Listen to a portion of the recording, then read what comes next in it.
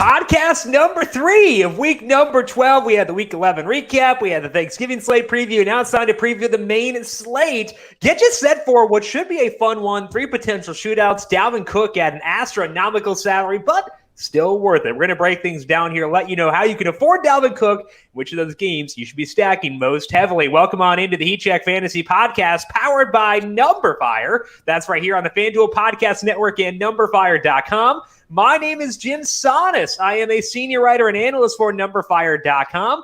Joined here, as always, by Brandon Gdula. He is the managing editor for numberFire.com. Brandon, long time no speak. How you doing today?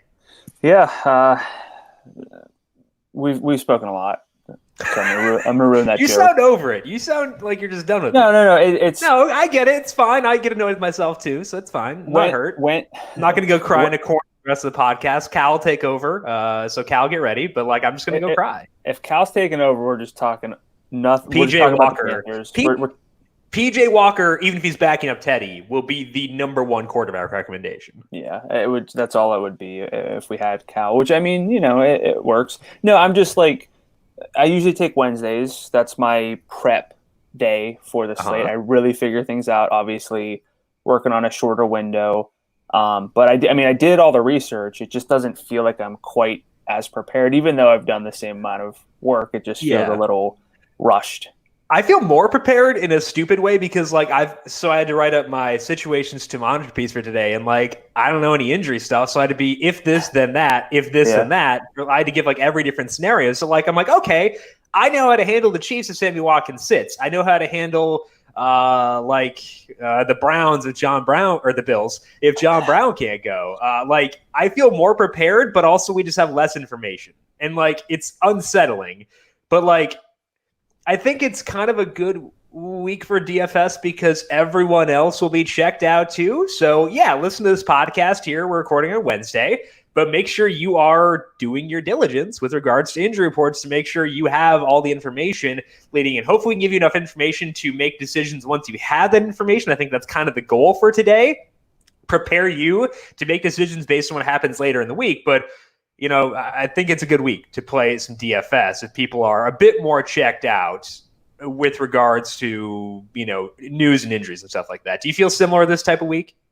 Yeah, it always feels like one of the weeks where you can't get a leg up if you are super involved, super vigilant, I guess might be the word, tracking injuries over the holidays, which is maybe a little maybe spend some time with the family, even if it's on Zoom however. But, it's always that kind of week where it's I might get a leg up because I don't do a lot for the holidays. Honestly, the Zoom part's great because my family is not a big video chat people. So you get your half hour in, you get all the talking points out of the way, and you're done.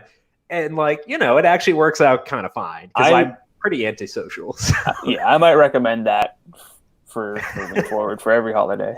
Right. So get your family time in, make sure you talk to, people you need to talk to, but maybe that will help out for sure. The listener league for week 12 is already posted. You can go to FanDuel.com/league/listener league to get to that. FanDuel.com/league/listener league. As always, $5 entry, 3 entries max, no rake. FanDuel makes nothing off of this contest. Every entry fee you put in goes right back to the listeners. So go to FanDuel.com/league/listener league.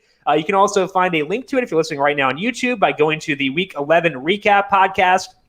There's also a link in the Thanksgiving Slate Preview podcast post up on numberFire.com, or if you're listening after the fact, the Week 12 Preview post on numberFire has a link as well. Speaking of the Thanksgiving Slate Preview, we did do that yesterday, breaking down all 3 games.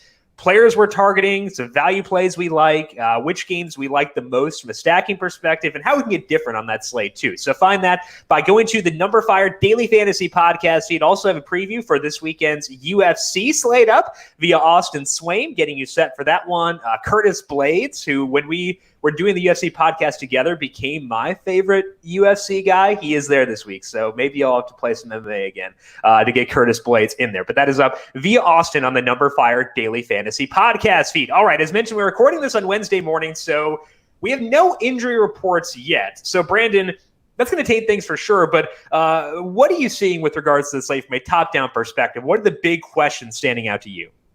The big question is, how much Dalvin Cook do you play?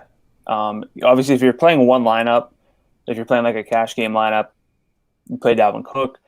If you're playing a lot of tournament lineups, I think the question is just how much do you get to? His salary is $11,000 on FanDuel. It's not the hardest to get to because we do have value at receiver, but we always try to look for ways to pivot.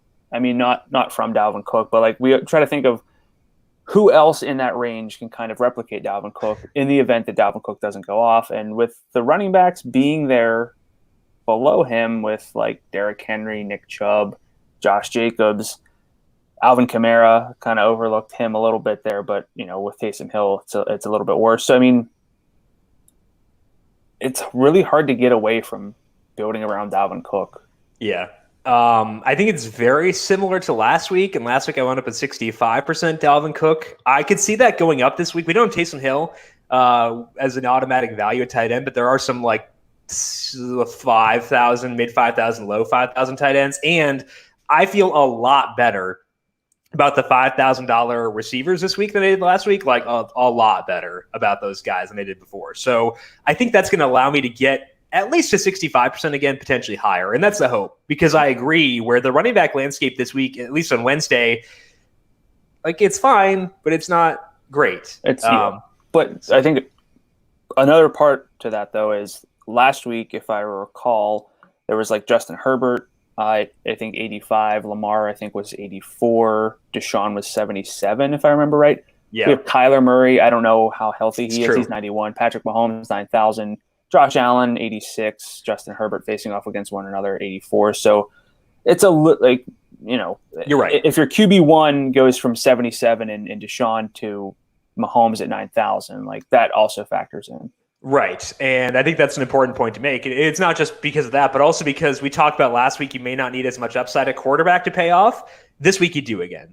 So it goes back to being a week where paying up at quarterback, not a necessity, but it's pretty darn close to being one. Because you need 30 points out of your quarterback to take down a turn. Like need. Yeah. With those top four I just mentioned, the odds that one of them gets like at least 28 plus. Yes, you can factor in per dollar value and everything, but it's really hard to replace ceiling at a certain point. And you need points. Value's fine. You need points, though, at a certain point. And that's what we talk about a lot with value plays. And I think the value plays we're going to talk about a receiver can get to 20 points, which is why I feel good about it. But that's something to keep in mind. You need points at a certain point. The good thing with regards to the quarterbacks is most of the guys you mentioned are in games that I'm going to want to stack. And that's the other big thing for me this week is looking at those main games from a stacking perspective. It's the Chargers against the Bills, kind of the Raiders against Falcons, not from a quarterback perspective, but like from a other stuff perspective. That's a stupid way to phrase that. Other stuff perspective. But then also the Chiefs versus the Bucks. Those are three really good potential shootouts. And then Kyler's there too, not in like as much of a shootout, but still Kyler Murray. So I think to me, it revolves around how do we rank those stacks? What do we do with the quarterbacks in those games? And I think that's the other thing here. Are you feeling pretty good about those three games specifically for stacking? Yeah. I think those are probably the primary three. I just keep thinking like, yeah, we're going to get in on Dalvin Cook, but whenever there's a stud running back that we focus on, we tend to overlook the higher salaried receivers a bit. So, I mean, there's still a way to build around Dalvin Cook, but also take value at running back as well. In your other 1 to 2 spots, probably 2.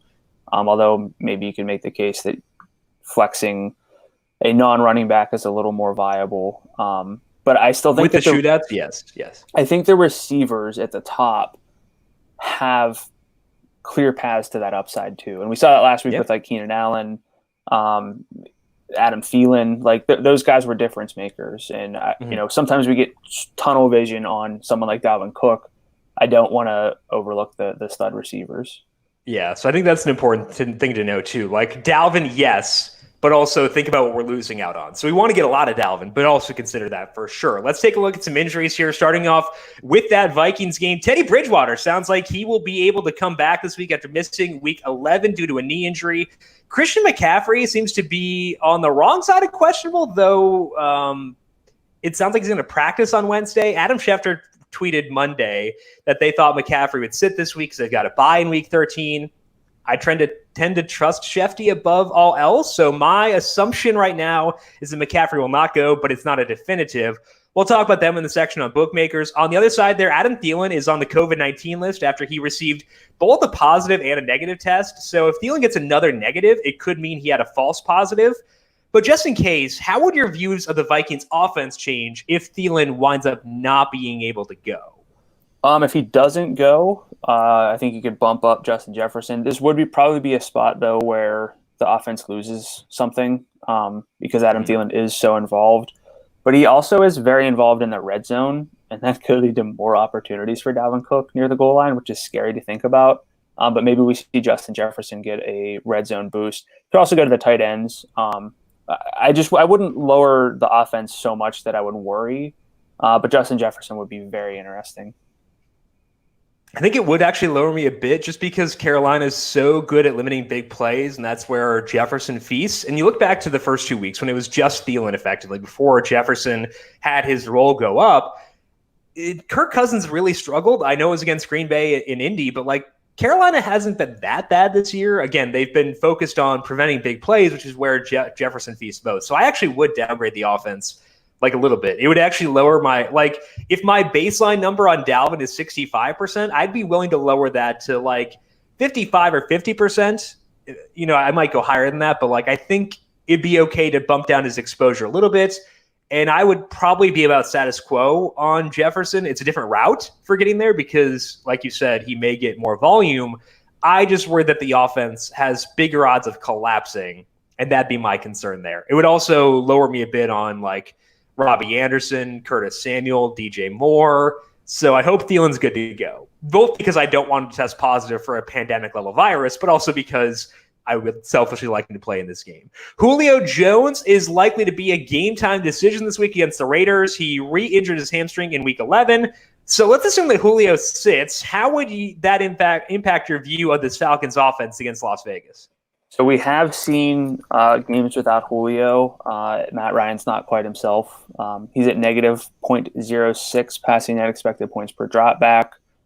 League average is a positive 0.14 on the full season. So you'd have to lower the offense here. It's similar to what we just discussed with Adam Thielen. The difference is that I am higher on Calvin Ridley, obviously, than Justin Jefferson. No disrespect to Jefferson, but I think it's because of the offense, not because of Jefferson himself, right?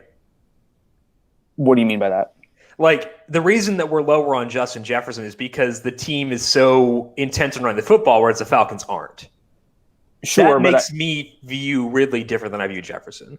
I would view the Falcons offense around Calvin Ridley, the passing offense revolving around Calvin Ridley is more positive, though, than the passing offense of the Vikings around Justin Jefferson. So that's where I am. I want Julio to play here. Right. It's better for the entire offense. And the Raiders.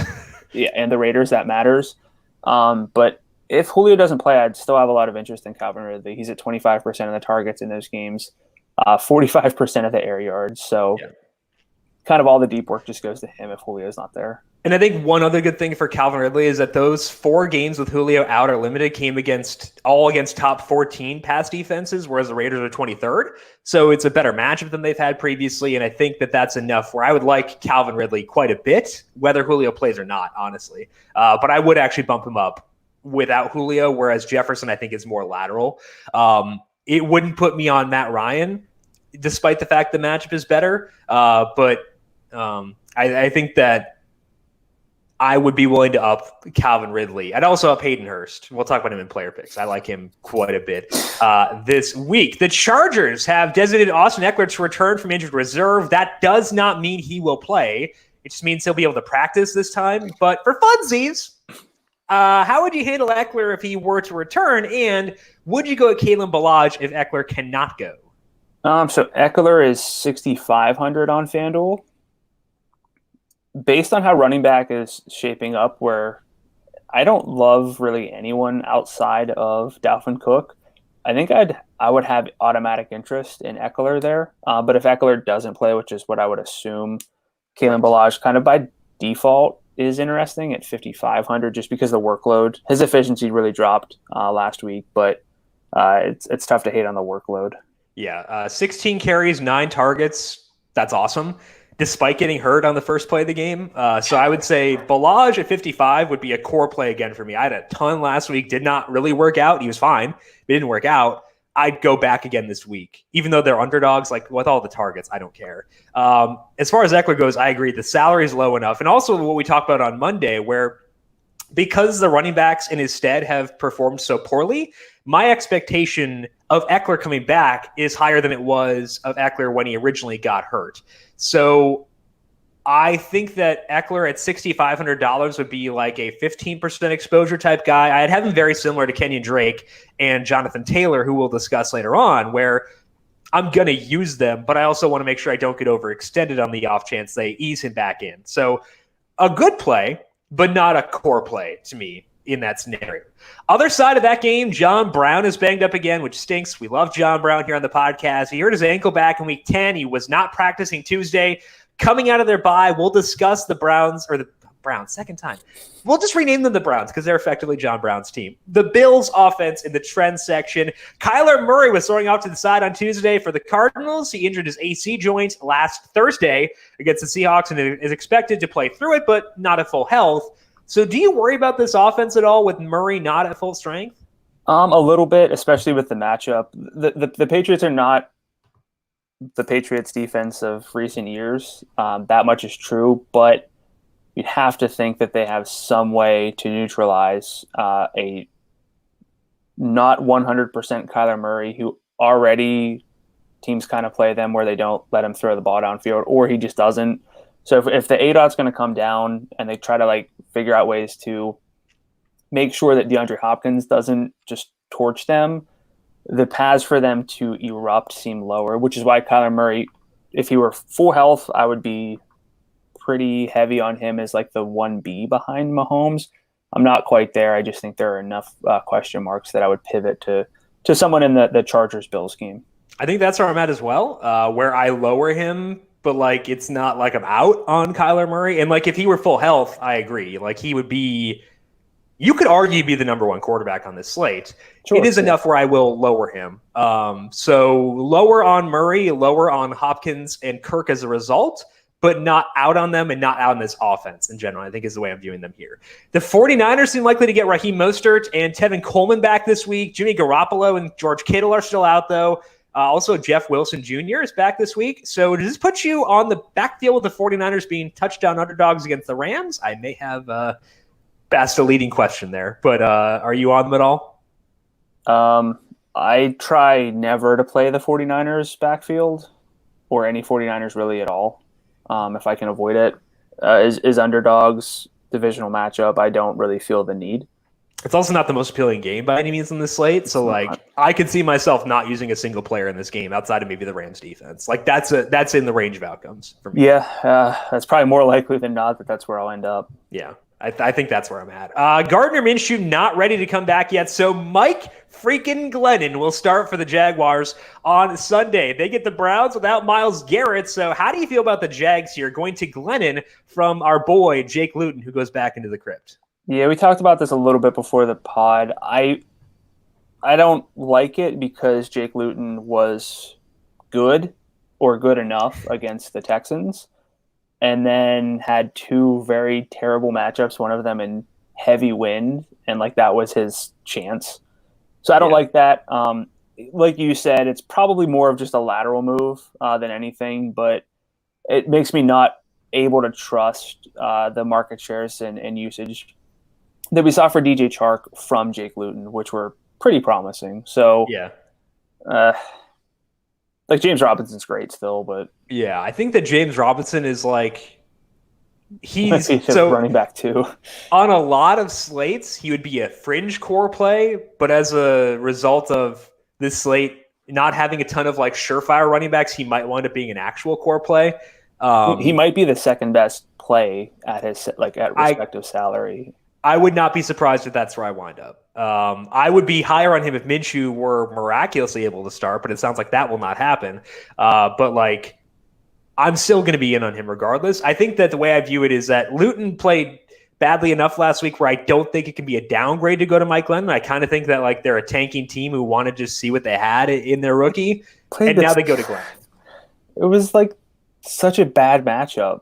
No, I know, I agree, and I always want to consider context. So you're right to bring that up, but I don't think it's a terrible thing to go to Mike Glennon. I don't think it's an upgrade, but I don't think it's a downgrade. I think it's pretty lateral to me. So we'll see how that one plays out. But I do think that Robinson is in play no matter what. We'll talk plenty about that. Actually, yeah, we're talking about that game in the Vegas section too. Let's take a look at the trends here for week number 12. And our trends mostly revolving around those couple of shootouts here that we have on tap for this week. Your first trend is talking about the Raiders versus the Falcons. We talked about the Falcons without Julio. So let's talk about the Raiders side of things here because they have been playing some really good offense recently. And we generally know where the ball is going. So the Raiders, kind of fun for DFS?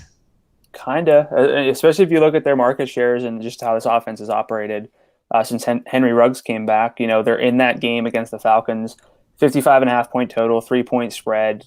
Profiles on paper is a really good game overall. We've had a few of those games recently that profile as really good games, like the Colts-Packers game last week, but this one is more appealing to me, honestly, just because the market shares are a bit better. The Falcons are an easier offense to figure out than the Raiders, so I wanted to dig in to the Raiders, starting with Derek Carr. He's been good this year overall, 0.25 passing net expected points per dropback, which is close to twice the NFL average. The Falcons are the worst adjusted pass defense in football based on numberFire's metrics, so there's that. And also, Derek Carr's been good, like I said, but he has not yet played a bottom 10 pass defense. He does have 4 games against bottom half pass defenses, and he's been kind of bad in those, 0.10 passing net expected points per dropback. NFL average in those games is 0.23, so there's that. However, like you just said, context does matter. 2 of those games came without Henry Ruggs. 1 of those games came against the Browns in 35-mile-per-hour winds, and the 4th was against the Chargers, who are 17th right now. He threw 23 times in that game, but was actually about average in efficiency. So I don't want to look at how he's fared in these games and write him off. This is we have just no sample where Derek Carr has actually played a bad defense, and it doesn't get any better than this. You look at the game logs that the Falcons have allowed, and it's a lot of 300-yard games, a lot of big games. We do need ceiling at quarterback, but Derek Carr does have 4 games with at least 22 FanDuel points. 22 points is not going to get it done in a huge tournament, but again, he's never really had anything quite like this, and the offense is kind of clicking. So I think that they're very interesting. Additionally, the Falcons are dead last in target success rate allowed to tight ends, so we can obviously look to Darren Waller. Waller, since Henry Ruggs returned in Week 5, has 26% of the targets, 1.2 downfield targets per game, 1.7 red zone targets per game, so that works. The salary is a little prohibitive, especially with Travis Kelce on the slate, but I think he's interesting. And then we do have Nelson Aguilar with 17% of the targets, including 2 downfield per game. Henry Ruggs has 1.3 downfield targets per game, just an 11% target share, same as Hunter Renfrow. But if you have the same target share, go with the guy who gets the downfield work because there's a lot more leverage on them. And last week, Nelson Aguilar had 3 downfield and 3 red zone targets alone. Even with Bryan Edwards active, Edwards has not done much the past 2 games. Aguilar is at 23% of the targets in the 2 games with Edwards. Waller's at 21%. So, yeah, there's not a ton of options, but this is that funnel defense, and you might think that the Raiders are going to run the ball, but you can't really do that on the Falcons. They are a really good rush defense, really bad against the pass, and in Week 2 against the Saints, and Week 7 against the Buccaneers, 2 top 5 rush defenses, the Raiders have had an early down first half pass rate of 59%. So you can kind of trust that they'll do the right thing and probably air it out a bit more. So I'm talking myself into a good amount of Derek Carr, even though we need ceiling, and Derek Carr historically has not been that. But I think this sets up really, really well for the Raiders offense. So Any thoughts here for you on Las Vegas? I will not lie. I did not consider Derek Carr at all until you were talking. But like the case you're making is correct, and I like the way you're making that case. Where we have not seen him in this context yet this year, and we have you can't really judge Carr historically because he hasn't had weapons like this outside of when Amari Cooper and Michael Crabtree were there, and that was so long ago. And he did have some ceiling games back then, so. I don't think I'm as high on Derek Carr as you, but I'm also not going to talk you out of him. I think that if I'm going in that range, Taysom Hill's probably the quarterback I go to for the rushing. And then Tom Brady, we'll talk about later at 79, is also probably the guy I go to. But I don't think your analysis in getting to Carr is off base. I actually think the reason that you're saying it is pretty sound. So it's possible I get there, but I think the big thing for me is Nelson Aguilar is $5,200, and we need so much salary savings in this slate. But the reason that I can get excited about Aguilar is he gets downfield targets in a shootout indoors against a bad pass defense. You cannot check more box than that unless he were at home. That would make it a little bit better, but it doesn't matter as much home road splits this year because there's no crowds. So I think Aguilar is, salary considered, and this is frightening, one of the best plays on the slate. I know we have this history of Nelson Aguilar burning everyone as chalk, but again, context matters, and his context is a lot different. He's catching balls from a very good quarterback right now, and I'm comfortable calling Derek Carr a very good quarterback. So I would say Aguilar is one of the best salary considered plays in the slate. For Waller, I think he'll wind up being game stacks only, which stinks because I agree the usage is great, but it comes down to what you said about Kelsey. If I am getting to a high salary tight end in a non-game stack, I'm just going to find the salary to get to Kelsey. So I think that's where I'm at here. I think Jacobs is a must-have for game stacks because he has so much of the red zone usage. That's something I've been trying to prioritize more is overall red zone usage, and he's a rock star. So is Waller in that department. So I think to me, Aguilar is a standalone play and a core play for me. Waller is great for game stacks. Jacobs great for game stacks. And I'm willing to consider Carr now where I was not before. Yeah, I mean, I don't necessarily love Derek Carr to the point where I'm going to build lineups specifically around him. Yeah. I really wanted to dig into this game because you look at it and it's well, how can the Raiders kind of ruin this? That's still my first instinct when I look at the Raiders. Right. And I really didn't find too many reasons to think that they would be the issue. I thought perhaps just trying to run the ball. But again, in the most similar games, they haven't really just run the ball against bad defenses. They've also been in a lot of shootouts this year. If you look at the totals that have been put up in Raiders games, they're very high. Yeah, so I think this just makes me feel good about both sides of this game. And that has a lot of appeal because, usually whenever you have multiple shootouts, the salaries make it difficult to stack them. The Raiders really, even with Darren Waller, you can make a case that it's very easy to stack. And then if you can bring it back, so I was basically looking for reasons not to like that game, and I just didn't find many. Right. I would also say that if Julio plays, I'm more willing to use Derek Carr then because it increases the odds that game goes nuts. I know that's, again, if you're new to DFS, that probably sounds very weird, but we want quarterbacks in shootouts. Julio Jones is more conducive to shootouts than Olamide Zaccheaus. So that's why I would view that way. Let's move to that Bucs-Chiefs game and talk about the Bucs offense with Antonio Brown because they've certainly had some concerns recently on offense, and they've just fallen flat a couple of times. And they're facing a tough Chiefs defense this week, but we saw the Raiders do work against them. So I think we should dig into the Bucs here and see how we should handle this game for game stacking. We're up to a 3-game sample now on the Bucs with Antonio Brown in the fold. And in that time, Tom Brady is at negative 0.01 passing net expected points per drop. That's Andy Dalton's number. Yeah, exactly. That league average is 0.14, I think, this week. He has 5 picks in that time. That's a 3-game sample. He's gone Jameis, except without the fun. So that's great. We also know that things like that can be fluky. And he did shred the Panthers in the other game in the sample. So the efficiency is not the main thing I want to focus on. Instead, I want to focus on where the volume is going and how the offense has changed. In this 3-game split, Tom Brady's average depth of target is ADOT is 8.9. That is up from 8.3 the first 8 games. If you don't know what ADOT is, it is the average yards beyond the line of scrimmage a throw goes. 8.9 in this sample, 8.3 the first 8 games. So going up.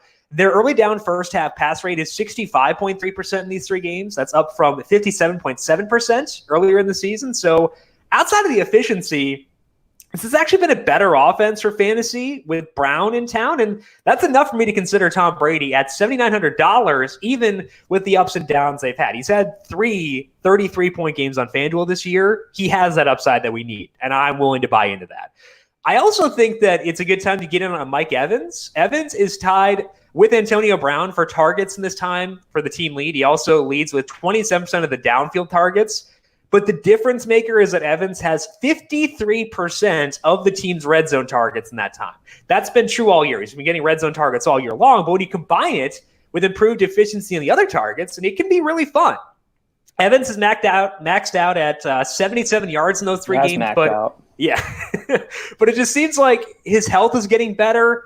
And that's important. Brady's responding by going his way. So I want to get in on Mike Evans at $7,100. You've probably seen the stat that Tom Brady has not completed a deep ball pass the past 3 games. That's just kind of fun with numbers. 20-plus yards, 0 for 19. From 10 to 19 yards, he's 21 of 26 for 0.90 expected points per attempt. Like, he's fine. Don't get over up in arms. He's due for positive regression or progression, honestly. Like, that's the issue there. Antonio Brown is tied for the team lead in targets in this time, tied with Chris Godwin for second in deep targets. So basically, Brown has had slightly better usage than Godwin. He's $900 lower salary. That's enough for me to put Brown second on this list here. I will still use Godwin in game stacks, but he is third for me on this team. So, yeah, it's been ugly for the Bucs recently, but they're looking like a fantasy-friendly offense, which I didn't expect, and they are funneling the high-leverage looks to specifically Mike Evans, basically. So how are you feeling about this offense based on what you've seen the past 3 weeks? So I would start with Tom Brady. I feel really good about him. Apparently he goes to bed at 8:30, so you have to factor in the Sleepy Brady narrative. We have the angry Tom narrative, now we have the sleepy Tom narrative. He's been bad in primetime games that I think can stick with people. But in day games, he's been a lot better. Even if you factor in who he's played, like the defenses, he's been better in day games in tough spots. So I like Tom Brady a lot. I would have recommended him as a love, spoiler alert, if you did not. That's where I am with him this week.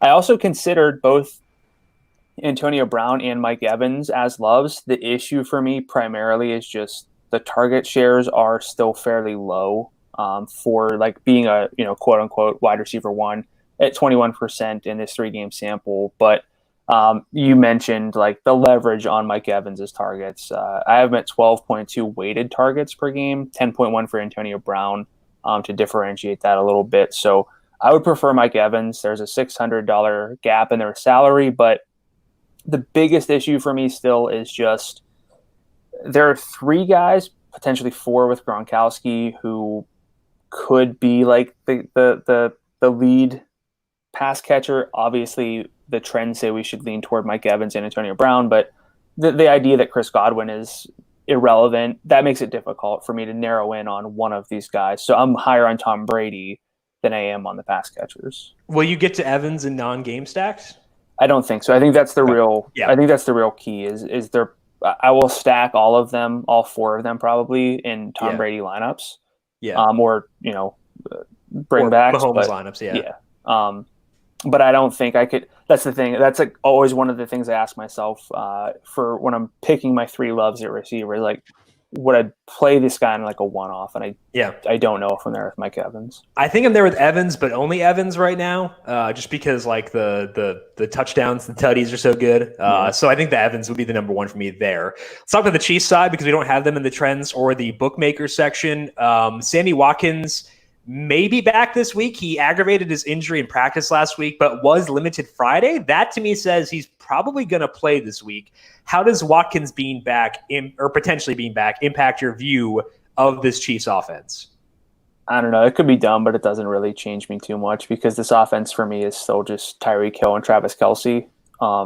If there's like a single game slate, you have to factor in that Demarcus Robinson would become even more irrelevant. But I like DeMarcus Robinson more than everybody else, it seems like. But I'm still high on Tyreek Hill and Travis Kelce, and it probably just helps Patrick Mahomes too. Yeah, I think it put a little bit of a dent in their ceiling. I think their floors would be really good. But like Sure. when Watkins was healthy earlier this year, he got a lot of targets. I think it was like 18% or something like that. He didn't get the high leverage looks. Like Hill got all those still. So I think that Hill would still be a really fun option. I think that Kelsey would still be worth it, but it would lower me a bit on them. It increased me on Mahomes because like DeMarcus Robinson, I haven't checked this. This could be totally stupid, so don't fact check me, bro. But I'm pretty sure his efficiency targeting non-Hill and Kelsey players is hideous this year relative to those guys. So I think getting an additional relevant piece back would be a good thing for Mahomes and potentially just a slight downgrade for Tyreek and Kelsey. Where's Mahomes for you among all quarterbacks on the slate? QB1. I agree. Let's move to your second trend then and talk about the Patriots here because Damiere Byrd popped up last week, and we got to talk about the Patriots overall. It is a Damiere Byrd revenge game, Brandon. I want you to know that before you go through your trend here. So what have you seen with the Patriots recently as they get set for a not like a tier 2 shootout, I would say, for this one? Yeah, I didn't actually know it was a Damiere Byrd revenge game. You didn't remember all the empty deep targets that he got from like Sam Bradford? No. Remember Sam Bradford played for the Cardinals? No, not really. I just remember Damiere Byrd in the preseason. No, he's a former Cardinal, so revenge game, baby. Light him up. So yeah, I wanted to dig into this because, like you said, it's probably like a tier 2 game, but that doesn't mean that. It doesn't mean it's an irrelevant game. And one way it could be irrelevant is if the Patriots offense just doesn't kind of hold serve and keep this game close. And I think there's people seem to be down on Cam Newton in this offense, and I understand why. But since week 8, things have been a lot better. The Patriots are 19th in adjusted per play defense. The Cardinals are 8th offensively. So again, there are reasons to think the Cardinals can move the ball, even if Kyler Murray's not 100%. So we want to make sure then that the Patriots keep pace. Will they slow it down?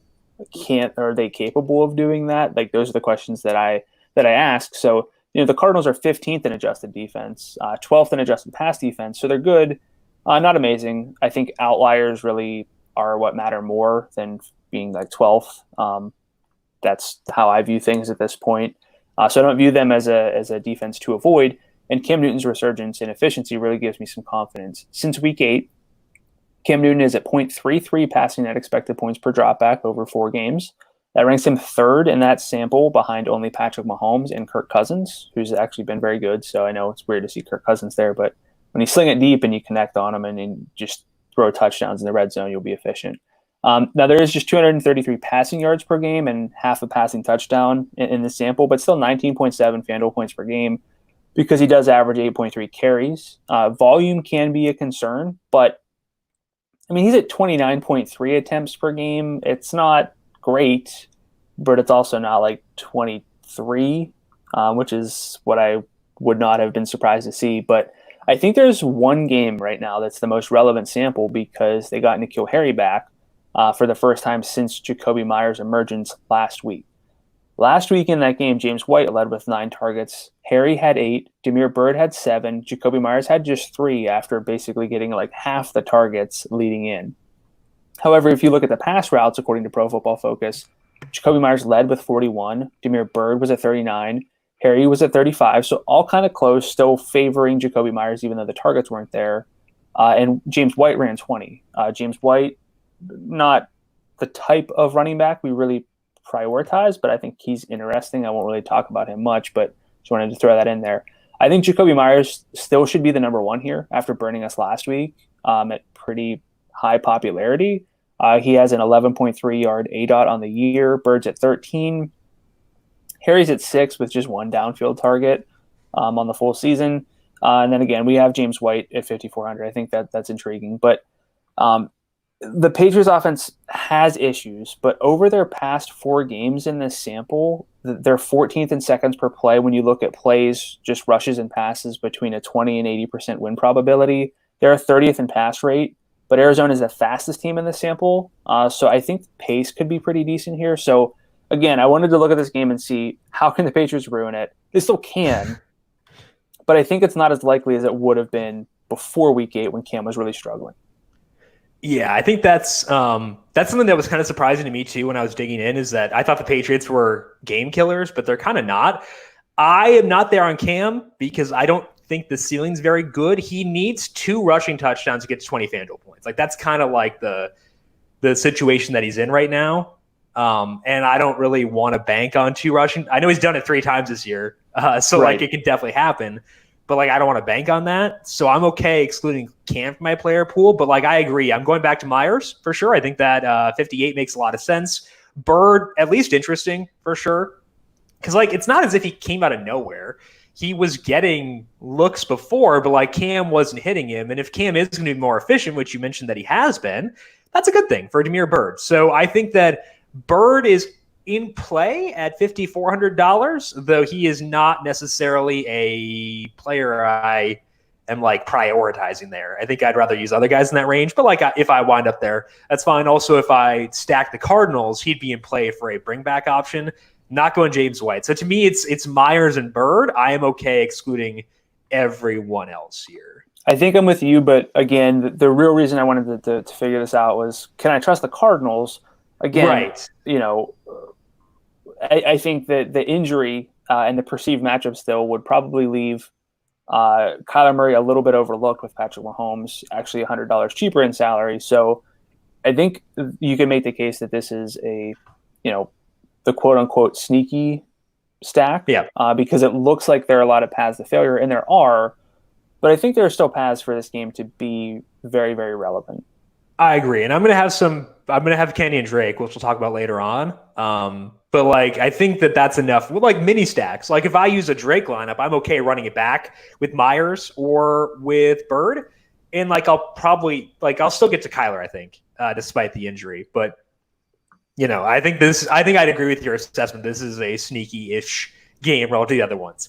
Not as sneaky as Bills versus Chargers, but we do have to talk about that one here because John Brown missed practice Tuesday. Puts him probably on the wrong side of questionable for this week. And if Brown plays, we know what the Bills will do. Like we should like the Bills, we should like Josh Allen, we'll like John Brown and Diggs. But we have to plan for what to do if John Brown is out. And we've got 4 games this year where Brown has been completely out or banged up. And those were weeks 3, 5, 6, and 7. In those games, Josh Allen's efficiency did take a hit. He averaged 0.16 passing net expected points per dropback, still above average, but slightly above average, and down from 0.36 when Brown has been healthy. 2 of those games were against tougher defenses with the Rams and the Chiefs, and they're both top 6 in schedule-adjusted pass defense. The other 2, though, were against defenses ranked 25th and 31st. The Chargers are 17th, so right in the middle there. And I think that this is enough of a sample where we can downgrade the expected efficiency for Josh Allen. That does not mean we should avoid him in DFS because he still put up 32.2 points against the Rams. Very good defense because it was a tight game, and I think it's reasonable to expect the Chargers will keep this one close too. So I think it makes Allen a bit riskier, but I'm still very in on him despite that. Diggs was a target monster in those games. He had 29% of the overall targets and 29% of the deep targets. That makes him a cash game consideration at $7,900, whether Brown plays or not. But if Brown sits, we can turn to Cole Beasley, who is $5,400. He has 22% of the overall targets in those 4 games.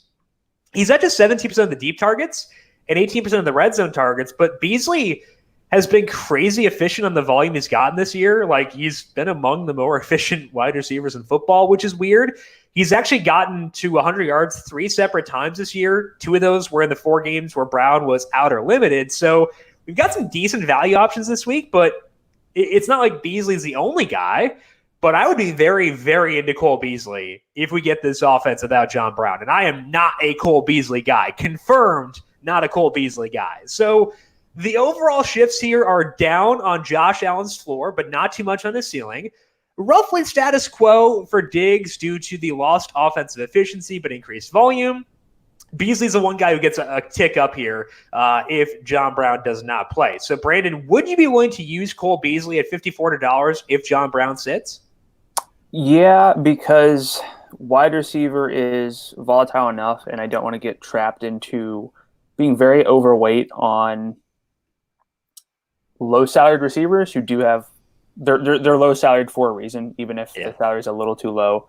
So he would be someone I definitely rotate in. I was actually looking because I never know if this is backed up. I'm sure it is probably to some degree, but the Chargers are traveling to Buffalo to play at 1 o'clock. That is always a little bit concerning. I think from the game log that I'm seeing, have just one example of the Chargers going east to play at 1 o'clock this year. They played the Buccaneers. That game was 38-31.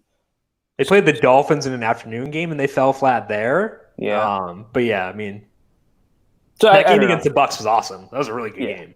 So I don't know. I wanted to check that out. But yeah, I think Cole Beasley makes a lot of sense. Stephon Diggs makes a lot of sense. And Josh Allen is not someone I depend on for efficiency. Right, exactly. So I think I'm good on this offense. I think the bigger question is, are we buying into the Chargers going east? I think there's really no reason to be concerned.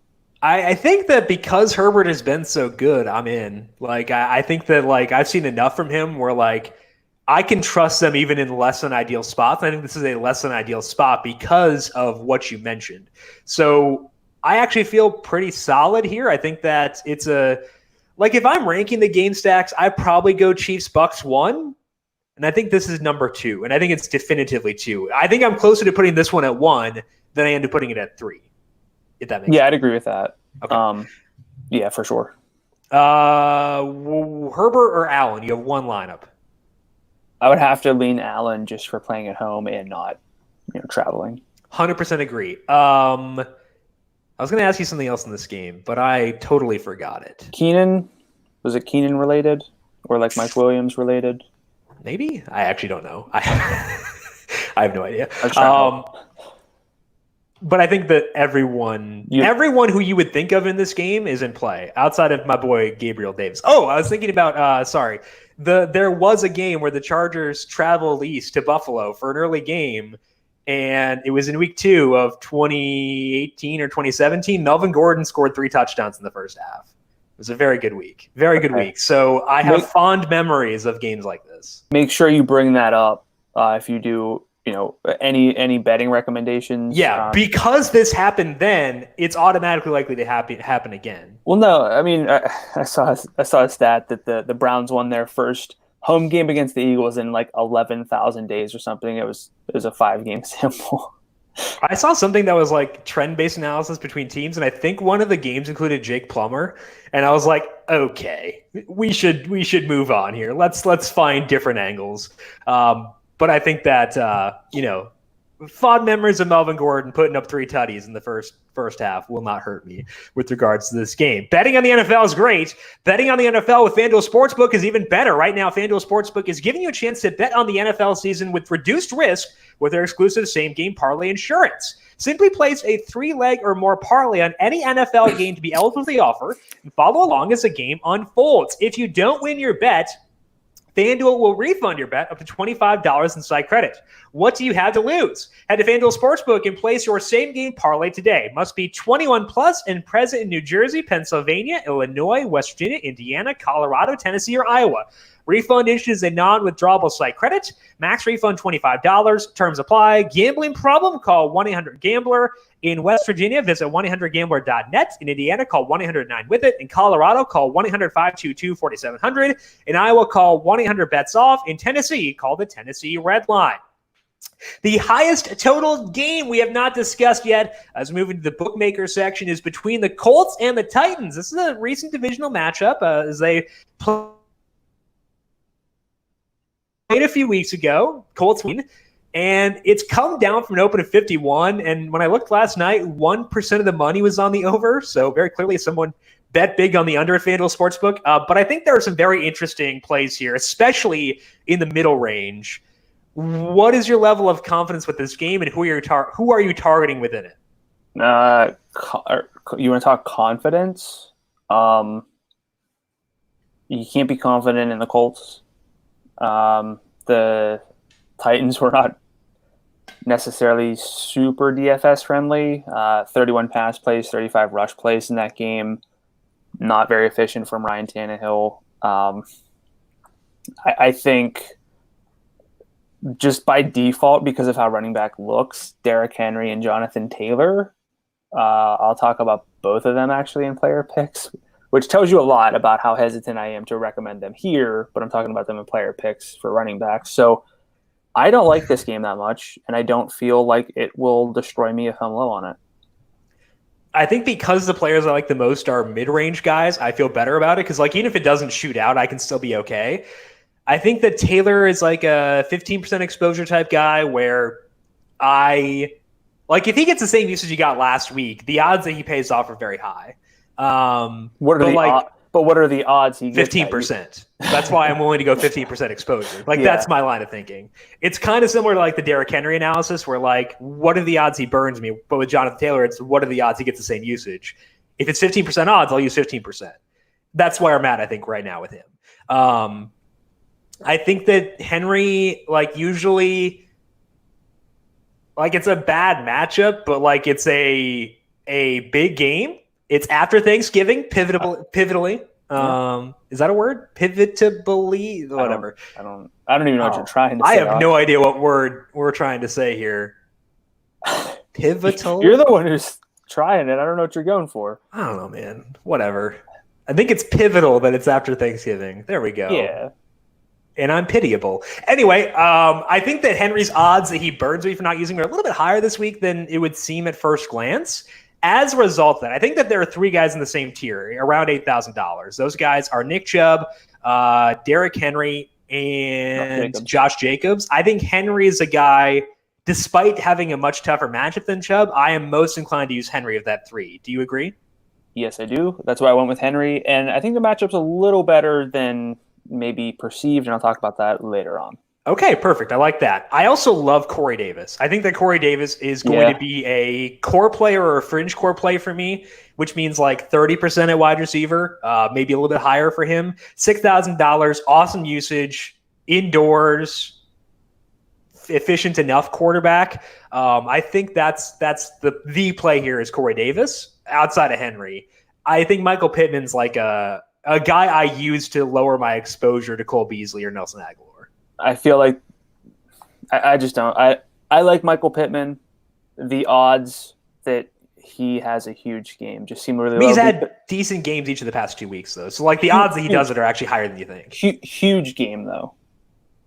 I mean, they're better than a lot of guys in this range. I'm saying, like, he's like a guy I use to get off of them. I'm not saying I'm going to use him in cash.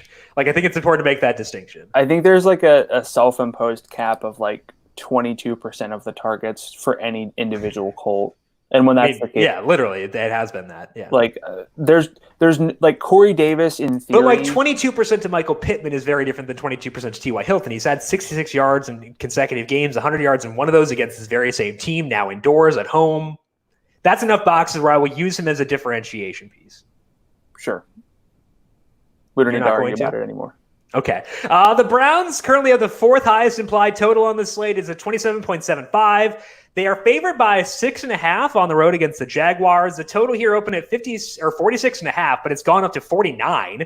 90% of the money on the spread is on the Browns side. So how are we feeling about Nick Chubb here? And are you considering any pieces of the Browns passing game? So, spoiler alert, Jim is talking about Dalvin Cook in the love section. So I really had a hard time figuring out who to pick between Alvin Kamara, Derrick Henry, Nick Chubb, and Josh Jacobs. Kamara wasn't really in that conversation for me, unfortunately. Agreed. Very sad. But Nick Chubb just doesn't get really any receiving work, and the only way he has an eruption game is by breaking long runs or just being hyper efficient on his like 23 carries and scoring multiple times. So I honestly felt that he wasn't the guy and it was Derrick Henry. So honestly, I'm not that high on Nick Chubb, and the passing game is right out because this team does not want to pass. I think the thing with Chubb, though, is that we know he can do those things that you were talking about. And he's done it like several times this year. Yes. Like, I think he's had 23 FanDuel points twice, and he would have had it a third time had he decided to score on that one touchdown run. Sure. So, like, he actually can – it's not burning you. And I think that's the key difference between him and Henry. Henry can torch your soul. The Jaguars are a better rush defense. They have a lot of dudes who are hurt. Like, the injury list for the Jaguars is a novel at this point. And I think that increases my interest in Chubb. I just think with Nick Chubb not even being he's like the 1A in his own backfield that just it just makes me like not that into Nick Chubb. So to me, I think the ranking of those guys is Henry 1. It's hard between Chubb and Jacobs. I like Jacobs' game more, but I like the efficiency I get out of Nick Chubb more. So I think I'm going to go Chubb 2, Jacobs 3, Kamara 4. Yeah, I had Josh Jacobs listed first, but the Falcons are a good rush defense, and he can catch the ball, but they don't really use him as that primarily. So I would rank him the same way. Okay. Any passing game pieces for the Browns or no? No, they don't want to throw it. I think Austin Hooper will be in my player pool at tight end. He's actually one of my player picks, but that's because of the position, not because of him. One of the more interesting low-pace games here is between the Panthers and the Vikings. Both those teams are 25th or lower in situation-neutral pace, according to Football Outsiders. But neither defense is elite, and we've got some fun individual plays here. Plus, it's Teddy Bridgewater revenge game, which is slightly more important than the Demir Bird revenge game. How are you viewing the Dolphins, how are you handling Dalvin Cook here, and are you running it back with any of the Panthers? I skipped ahead on notes. How am I handling Dalvin Cook? I think we're both on the same page. Roughly, give or take, like 60% of my lineups will have Dalvin Cook. Possibly more, possibly less, but I think that's a fair... That's like the median projection for me. It's like a Wednesday morning. We don't really know what's going to open up by Sunday projection. Coffee type of thing, yeah. Running it back with the Panthers, it's a hard team to figure out because Curtis Samuel was really trending up. DJ Moore was really trending down, and then DJ Moore had a big game. Robbie Anderson's always involved, but just doesn't score. So you kind of have to guess right. And I don't know if any of those guys really profile as like slate busters, so I'm a little lower on them than I have been because we have better games to target. I think Robbie could be a slate buster if he scores because we've seen him get so many yards. Yeah. He can he can I think that both Robbie and Curtis Samuel are really good plays because I know they're going to be involved and they're going to get high leverage targets. For Robbie, it's deep targets. Samuel, it's combination of deep targets, but mostly the red zone targets. So I think that both those guys are really good plays this week. And I think that in a lot of lineups where I have Dalvin, I'm going to run it back with them. Yeah, I think that's the main appeal for them, though, is if we're playing Dalvin, we pretty much are expecting it to both be a little bit high scoring for Dalvin to score those touchdowns, but also be somewhat close because if the Panthers get floored, Dalvin, we know, can get just taken out for Alexander Madison. So I think the biggest appeal is just the bring back aspect. And Robbie Anderson has not scored since week 1. Biggest touchdown, is it progression? Is that actually how you? Is that positive regression? So it's progression. I know people argue about this on Twitter. I listened to a NASCAR podcast called Positive Regression, and the guy who named that podcast was talking about how it's like an or a misnomer or whatever. So I'm going to trust him. He's smarter than I am. Okay. So Robbie should score. If he does, can obviously put up a huge game. It just like I was down on DJ Moore, and DJ Moore wasn't very involved last week. It was a different quarterback, so I don't know how much that factors in. I mean, DJ Moore gets downfield targets, so that's always possible for him to do that, which is why I think that you're right in saying that like any of them could burn us. But I think the possibility for upside is high enough for Anderson and Samuel where I'm okay taking that risk personally. The Dolphins total this week is 25.5. They are 6.5-point favorites against the Jets. Total here, 44.5. And that total is low on a game where we have games we want to stack. But we talked about how the Jets offense has been trending up with their receivers being healthy, and the matchup is as good as it gets. So how are you viewing this game between the Dolphins and the Jets? The matchup for the Dolphins is as good as it gets? Yeah. Okay. Because I worry a little bit because Miami's got a good defense. Mm-hmm. But I think the number one play in this game is Devontae Parker. Agreed. He's at 25% of the targets in 3 games without Preston Williams. Very, very good. I mentioned this on Monday, but it reminds me of Cortland Sutton in last year, just making things happen for himself, which is always fun to see. So I would go Devontae Parker. But, I mean, the Jets are, kind of fun. The past 2 games with Denzel Mims, Brashad Perriman, and Jamison Crowder healthy, Denzel Mims has 163 air yards per game, which is, like, an insane number. Perriman's He has at 31% of the overall targets. Perriman's at 118 air yards per game. Mims has 9 downfield targets in that sample. Perriman's at 6. So, like, I think a mini stack with either Mims or Perriman, I would prefer Mims, and Devontae can really kind of help you. I don't think that you go much past that in this game. I'm very on board with that mini stack of Mims and Parker. I also will have a non-zero number of Jakeem Grant lineups. He's $4,800, 5.5 targets per game the past 2 weeks with no Preston Williams, 2 deep targets per game, and 1 red zone target per game. Like, it's not something I feel good about, but like, let's say I have a game stack that I adore, and the difference is Nelson Aguilar or Jakeem Grant. I will be willing to jump down to Jakeem Grant to get that. I don't want to do it very often, but I will do it more than 0 times. I also think this week could shape up fairly chalky with Dalvin Cook, and then some of the more obvious games being the ones to stack. So if the difference is like, I'm very chalky, but I stacked, Denzel Mims and Jakeem Grant, and that game puts up some points or something, like that's kind of all it takes sometimes. So I think that's appealing. I agree. And I think that this game is better than it looks at first glance, just because the Jets have been non-terrible recently. It doesn't change me if Sam Darnold plays. Like, who cares? There's really not a big difference between him and Joe Flacco, which is very upsetting to say. We're not going to do weather for this week because it's Wednesday. So make sure you go to numberFire.com, check out the games and lineups page to see if there is any wind. Again, the cutoff for me is like 15 miles per hour where I get really nervous. So check out the wind. Don't care too much about rain unless it's downpour, and go from there. So let's move into our position by position breakdown for week number 12 on the main slate. Starting off with you at quarterback, Brandon. Who stands out to you there this week? I would probably have listed your 2 first, but without those, I will go with Josh Allen. I feel really good about him at 8,600. I would imagine Kyler Murray is not 100%. I also would imagine that the Patriots find some way to like limit that offense a little bit more, especially if Murray's not 100%. But I don't really worry about Josh Allen too much, even without John Brown. He's been fine in games without John Brown at full capacity, fine enough for me in terms of the data and just putting up fantasy points. Josh Allen just puts up fantasy points even if he's not efficient. So like the efficiency is not that huge of a factor for me.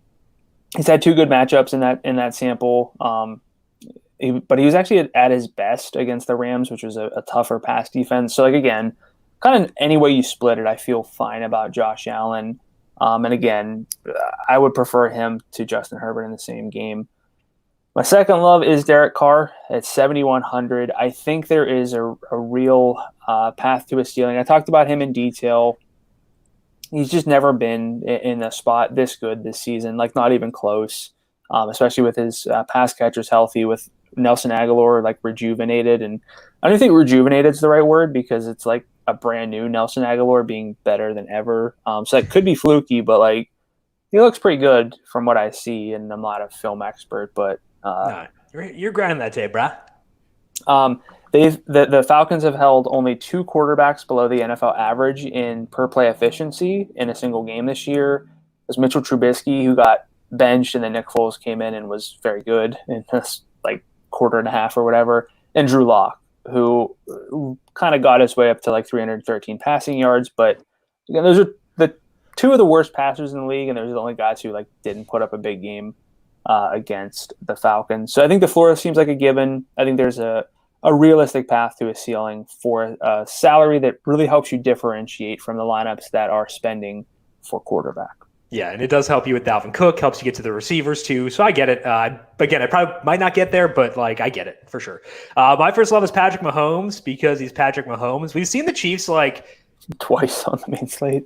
Yeah, like they haven't played in the main slate in a decade. But when we have seen them, they have been very willing to like give double-barreled middle fingers to the run game and just funnel all their volume to the passing offense. When they're facing the Bucs, who are the best rush defense in football, the odds that Patrick Mahomes throws 50 times this week, decently high. And like he doesn't need to do that to go nuts. And this Bucs defense is very good. I am a tiny bit worried about the Chiefs facing them, their defensive line with no Mitchell Schwartz, but it's Mahomes. And I kind of can't argue with that too much. So I think that Mahomes in a game that should be very close, should be very high scoring, I will not push back at all on Patrick Mahomes. I think that he is a rock star play this week, and I can get to him, so I will.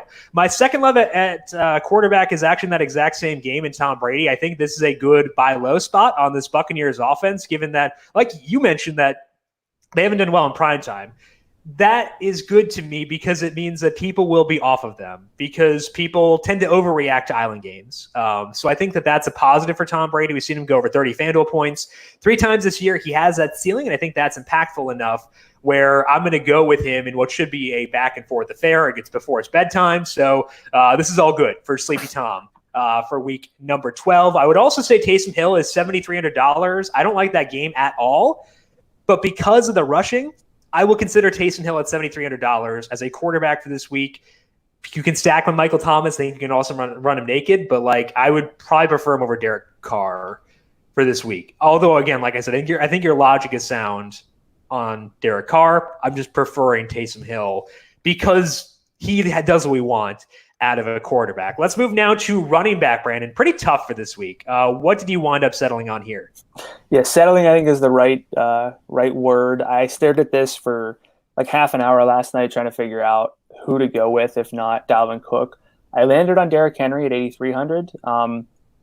If you're not going with Dalvin Cook in a lineup, I think you need someone who can kind of bust the slate open. Not that it's a guarantee that any of the 4 below him and Nick Chubb, Josh Jacobs, and Alvin Kamara do that. But I think the most likely candidate to do that is Derrick Henry. Nick Chubb still splits work. I think Nick Chubb is just such a good running back that, yes, he can put up a huge game just with rushing. That's how good he is. Josh Jacobs can lose some work at the goal line if they trail. It's not a great rushing matchup. Alvin Kamara can lose high leverage rushes with Taysom Hill and had 1 target last week, which is not why you want to play Alvin Kamara. So that's problematic. So that leads me to Derrick Henry. And yes, you look at the Colts, they've been a good defense overall. And they just played in week 10. So it's a recent divisional rematch. Usually a bad sign, at least anecdotally. But in that game, he ran 19 times for 103 yards, did not have a touchdown, but was very efficient for a running back against the Colts, who are top 10 against the run, but who are actually a little worse than average in success rate allowed and rushing net expected points per carry allowed over the past 4 weeks since Darius Leonard's return. I don't know a whole lot about defenders, but I know people bring up his name and how this defense operates. Since then, they haven't been that great. So I'm fine with Derrick Henry being the top back. Even with that, I'm not going to build around him a ton. I think it's also important to note that Week 10 game was before Thanksgiving. Yes. This one is not. Yes, this is the first look we get at Derrick Henry post-Thanksgiving. And I think you just kind of have to make the case that Derrick Henry can just destroy a slate after the end of November. So my second love, same game, don't really love it, Jonathan Taylor, 5,400. Honestly, love is in quotes here. That your 3 guys are the guys I'd probably just use in a single lineup and then start to differentiate. So but it's not even that. It's everyone else has question marks. Clyde Edwards-Helaire's decent, but he's going to play about 55% of the snaps in a very tough rushing matchup. So I think with that in mind, at least Jonathan Taylor has a very obvious path to destroying his $6,400 salary. The way that he does that is just getting the same work that he had last week when he had 22 carries, 4 targets for 30 adjusted opportunities. That number would put him 3rd on the full season. I know it doesn't really work that way, but that's how good his workload was last week. Played 56% of the snaps, ran a route on 35% of the dropbacks. So there's a lot of risk in Jonathan Taylor because it could be Nyheim Hines, it could be Jordan Wilkins, but among the non-elite running backs this week, I think Taylor at least has a very obvious reason or way to get to a huge game at the salary. And then my third love... also with Jonathan Taylor, very angry Jonathan Taylor this week because his Wisconsin Badgers got wrecked by the Northwestern Wildcats last week, and he had to wear a Northwestern jersey because Anthony Walker went to Northwestern on that team. So you get an angry Jonathan Taylor. I guess he'd have been angry last week too, but maybe still angry this week. I don't know. This is not relevant, but where did you go to college? I don't know. I have no idea, but like, just know that Jonathan Taylor is angry because his school is not as good at football as Anthony Walker's is. Okay. My third love is going to be Kalen Ballage at 5,500. Obviously, assuming Austin Eckler doesn't play. If Eckler does play, I'd probably just pivot to him. Honestly, at 6,500, I think that's a really good play. But Ballage in games with his new role is averaging 28.3 adjusted opportunities per game. That would rank him just shy of Joe Mixon for third best among running backs on the full season. The efficiency really came back to earth last week, but it's still a good offense. It's still a good game environment. And the Bills are 31st in rushing success rate allowed to running backs.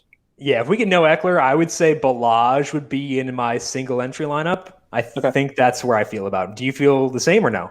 A little lower. I would go with Kenyon Drake. Okay, that's fair. So let's talk about my loves here. It's Dalvin Cook. Like, I know this is obvious, but I don't care. It's our podcast. He has 34 adjusted opportunities per game since returning. That's actually rounded down because I think it's like 34.25. But he's at home against the Panthers in a projected tight game. So yeah, $11,000 is a lot, and you have to build your lineup around it. But like with the value receivers in good games, I can make it happen. So I will. My second love is James Robinson. Robinson has been less appealing recently due to the quarterback play and bad game environments. But this is a better game environment because the Browns defense is pretty bad. The Jags should be able to keep things close here, even with Mike Glennon at quarterback. So I think that that's good for Robinson. He has 25.4 adjusted opportunities per game for the full season. He's been even better than that recently. So I think it's a good week to go back to James Robinson at $7,400 and hope that that Mike Glennon does not collapse. My third love is Kenyon Drake, and this one probably requires an explanation because I don't think everyone will be on him, but I think there is a chance his role improves as he gets further removed from his injury because Edmonds struggled in his audition as the lead back. Drake set a season high in targets last Thursday. He's had 10 days of rest now to get that ankle healthier. And Drake is at 32.2% of the team's red zone opportunities, which is carries plus targets or carries or targets in his fully healthy games this year. That's a really good number, and that accounts for the volume that Kyler Murray takes as a rusher. That is included in there. So I think it's a good week to get in on Kenyon Drake against the Patriots' really bad rush defense. They're probably going to focus on stopping Kyler Murray and DeAndre Hopkins. So I think it's a good week for Drake. I also would go to Jonathan Taylor or Kalen Ballage, but I think that Drake is a good option for this week. Do you have any different reasons you're on Drake? The creative targets were such a boost for me to see. And I like the game overall. So that's really where I am. I wanted to point out one thing with the Dalvin Cook. Yeah, we can say it's hard to get to him at 11,000, but this actually works out nicely. The trio of Dalvin Cook, James Robinson, and Kalen Ballage, which is a pretty solid start to your lineup, that's the same salary as Nick Chubb, Derrick Henry, and Mike Davis at 72. Like, Mike Davis isn't the worst play, but like usually whenever we're building running backs, we have those guys in that 8 or even maybe 9,000 range that we also want to play. Without those guys really being that appealing, Dalvin Cook's a lot easier to like justify because it's not Kamara's in a smash spot as well. Derrick Henry, it's like it's kind of just Dalvin Cook, at least from a process standpoint. So where are you on Mike Davis, by the way? We didn't talk about him before. The workload is like I asked this question on Monday's recap podcast. We wanted to see if the workload got better. It did. It went from 17 adjusted opportunities to 23 adjusted opportunities. That was also the best scenario that could have happened because they won 20-0 against a bad rush defense, and he scored 14.9 FanDuel points. Yeah. So like the idea that he puts up a much bigger workload against the Vikings, I don't really buy into it. So I agree. I'm not really there on him. I agree. So let's move to wide receiver. What do you have there? So I'm going to go a little bit in terms of like, if maybe you don't play Dalvin Cook in a lineup, how should you maybe construct it? And I think there's a lot of upside in certain pass catchers. I'm going to start with Tyreek Hill, even if Sammy Watkins plays. He's just been a focal point for the Chiefs offense. Obviously was key before, but like over the past 4 games, it's really centered on he and Travis Kelce even more. He's had double-digit targets in 3 of the 4 games with an average of 12 targets per game. That's a reasonable 29% target share. It's not like 50% in a small sample to get to those 12 targets per game. He has 3 downfield targets per game, 2 red zone targets per game in this span. That's amazing. If you weight his targets for the added leverage and expected fantasy points on a downfield target and a red zone target compared to a general target, he's effectively averaging the equivalent of 15.5 targets per game in this sample, same as Devontae Adams. That puts him as the only other receiver. The only receiver on the slate who's even close to him is Keenan Allen at 14. He has an NFL best 137 air yards per game in this sample. So, I think he's really good. I think you give someone with that efficiency, volume, that is really hard to pass up. So even at the salary, I think it's really a standout play. And I also like Calvin Ridley a lot. If there's no Julio, but I would be fine with him even if Julio plays. My second love is Devontae Parker at 6,500 over the past 3 games with effectively no Preston Williams. He's at 25% of the Dolphins' targets with an average target depth of 10.5 yards, 3 high leverage looks, including 1.7 downfield per game. The Jets are 29th in target success rate allowed. 2 receivers. I like Mike Williams at the same, or at 6,100. I don't know if we'll see Tre'Davious White. I don't have a good read on that situation, but Mike Williams gets such high leverage looks that I'm kind of fine with him either way. My third love, I'm with you. There's a lot of names down here who are appealing. I jotted down Jerry Jeudy, Jacoby Myers, and even Sterling Shepard at 5,400. Just because there's so many. Shepard's like a wide receiver 1 at 5,400. I know the offense isn't amazing. We're both, I think, going back to Jacoby Myers, but Jerry Jeudy's probably not going to get talked up much, but his workload is insane right now with the downfield work that he's getting. In 3 games with Tim Patrick and KJ Hamler back, he leads the Broncos with 24% of the targets. That's 10 per game, 4.3 downfield per game, 1.3 red zone per game. He's had 4, 6, 3, and 4 downfield targets over his past 4. He has 4 red zone targets over the past 3 games. We're not really in on that matchup, like you said, but if you're playing Taysom Hill, if you're playing Michael Thomas, Jerry Jeudy has a very obvious path to get to 80 yards and a touchdown based on the downfield work alone. I think if you decide to stack Michael Thomas with Taysom Hill, you almost have to use Jerry Jeudy because you're assuming that game at least has some points, right? Yeah. And we like Tim Patrick, but Jerry Jeudy's workload is just so good. I had to talk about it again. Yeah, I think that's totally fair. My first love is Robbie Anderson, so I'm going to guess that Teddy's back this week, which is awesome for Robbie because if we look at the split since Curtis Samuel returned, in which he has been more involved, Robbie still has 27% of the overall targets and 33% of the downfield targets. He's had bad touchdown luck, and it's not luck because he hasn't been involved in the red zone, but we also know he can score from anywhere, and I think that's valuable. He's had 99 or more yards in 4 games this year. I think he gets back on track at $6,400. It's a dome game, Teddy revenge game. All signals point to Robbie Anderson, but I also do adore Curtis Samuel at $5,900. My second love is Corey Davis because I think this game's fine. It's not great, but it's fine. It's indoors. And Davis is good. In the 6 games that he has played with A.J. Brown this year, Davis has 25% of the overall targets and 44% of the deep targets. Overall this year, he's gone over 100 yards 3 separate times. And yeah, he had just 6-7 yards in his first game against the Colts, but that also means people probably won't be on him, which I think is great. I love Corey Davis. I think that Corey Davis is a rock star this week at $6,000. My third love is Nelson Aguilar. Give me them savings at $5,200. If we look at his target share since Henry Ruggs returned, he has 18% of the overall targets, but 31% deep and 30% in the red zone. Derek Carr has gone deep more often with Henry Ruggs being there. So they've actually been less poopy of an offense. 31% matters more now than it did before. So I think that's good for Henry Ruggs. He is $5,200, slight road favorite against a bad secondary. Give me all those boxes being checked. I also do like Cole Beasley at 54. I think that Sterling Shepard is worth mentioning. So I think that I'm glad that you mentioned his name. I'd rank him below because the game environment's so much worse, but he could outscore those guys. So I'd rank him below them, but I think it's good you mentioned him. Let's move to tight end. What do you have there? This feels a little cheap, but I'm going to go with Travis Kelce because I think the whole point of playing Dalvin Cook is the opportunity cost that nobody can really match what he can give you.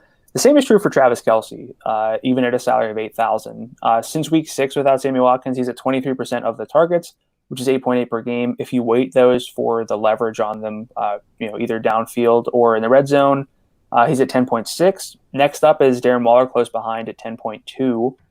George Kittle's at 9.1, obviously not healthy. Zach Ertz, 8.5. Ugh. But like, thank goodness the Eagles are not on the main slate this week. But like, that's the top four, and it goes from 10.6 to 8.5. And then it drops to someone I'll mention next at 7.8. But like, Waller has had very similar volume to Travis Kelce, but Kelce's like 38 yards per game better, 5.3 FanDuel points per game better. And Travis Kelce has 6 games with at least 19 FanDuel points. All other tight ends have combined for 15. I think that there's just a really real case for Travis Kelce being more of a building block this week, especially with value at receiver. It's a little scary because tight end is volatile, but Kelce's not really that way. And for what it's worth, Pro Football Focus has a tight end matchup chart, and apparently Devin White is like terrible this year. He's allowing the second most fantasy points per route covered among linebackers, so that definitely doesn't hurt. My second love is Evan Ingram at 5,600.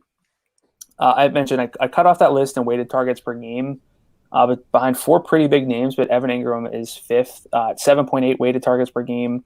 It's closer behind him, but still. He's had 9, 10, 10, and 3 targets the past 4 games with Sterling Shepard back in that sample. That puts him at 9.4 weighted targets per game, second behind only Kelce, about half weighted target better than Darren Waller.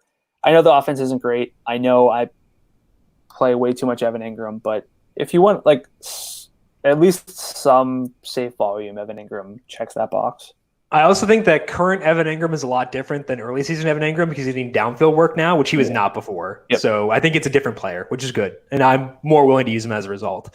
My first love is Hayden Hurst. He got goose egg last week, but he had 50 yards in 4 straight games before that. And the Raiders have been pretty good against tight ends not named Travis Kelce, but they also haven't faced a ton of like big names or teams that use their tight end a whole lot. So Hurst is not Travis Kelce, but he's also $5,500. He gets me access to a great game. I think that he's a tremendous game stack with Nelson Aguilar if I want to, really give myself the flexibility to maybe get a high salary receiver along with Dalvin Cook. So I like Hurst quite a bit.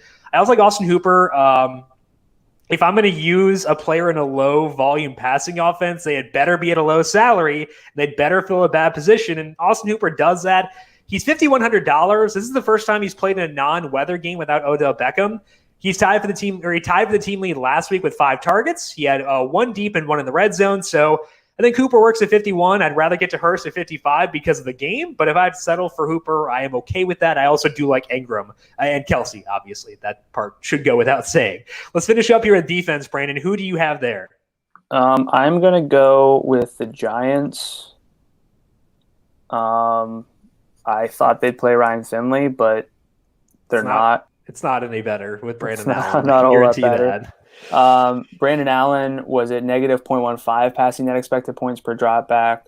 Took a sack on about 10% of his drop backs, which is, Finley was worse per drop back, but they're still bad. The Giants are coming off of a bye. They're not a good defense by any means, but there should be sacks and interceptions, which make up the majority of FanDuel points. I actually ran these numbers.